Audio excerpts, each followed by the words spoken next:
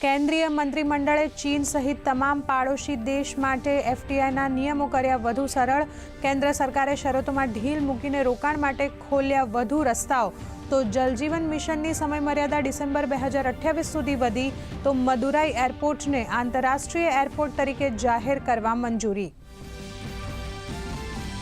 નવી દિલ્હીના વિજ્ઞાન ભવનમાં યોજાશે જલ મહોત્સવ 2026ની રાષ્ટ્રીય મેગા ઇવેન્ટ. રાષ્ટ્રપતિ દ્રૌપદી મુર્મુ રાષ્ટ્રીય કાર્યક્રમ જલજીવન મિશનના કમ્યુનિટી લીડર્સને કરશે સન્માનિત. કેન્દ્રીય જળશક્તિ મંત્રી CR પાટીલ રહેશે ઉપસ્થિત. પ્રધાનમંત્રી નરેન્દ્ર મોદી આજથી કેરળ અને તમિલનાડુના પ્રવાસે ₹16,000 કરોડથી વધુની વિકાસ પરિયોજનાઓનો કરશે શુભારંભ. તો 5 નવી રેલ સેવાઓનો પણ આપશે લીલી ઝંડી. કેરળમાં જનસભાને કરશે સંબોધિત.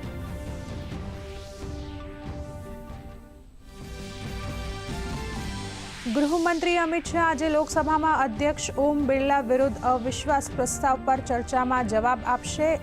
બંને સદનમાં અનેક મહત્વપૂર્ણ કાર્યો સૂચિબદ્ધ. તો ગઈકાલે સંસદીય કાર્યમંત્રી કિરણ રિજિજુએ કહ્યું, વિપક્ષના નેતા વિદેશ જઈને દેશને કરે છે બદનામ.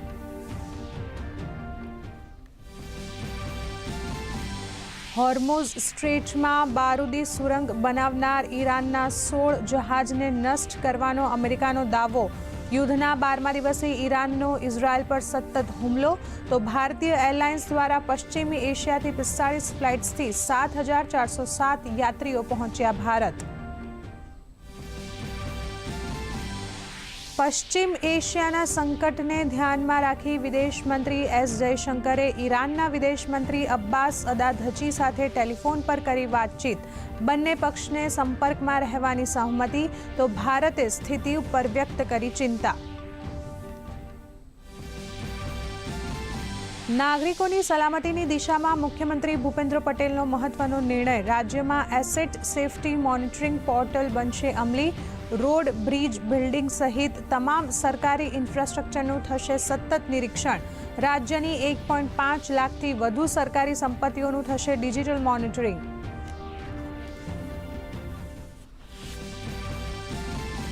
રાજ્યમાં આકરા તાપથી લોકો થશે હજુ પરેશાન. રાજ્યના 9 જિલ્લામાં ઓરેન્જ, જ્યારે 11 જિલ્લામાં યલો એલર્ટ. 42 ડિગ્રી મહત્તમ તાપમાન સાથે રાજકોટ સૌથી ગરમ શહેર. તો 11 શહેરોનું મહત્તમ તાપમાન 40 ડિગ્રીને પાર.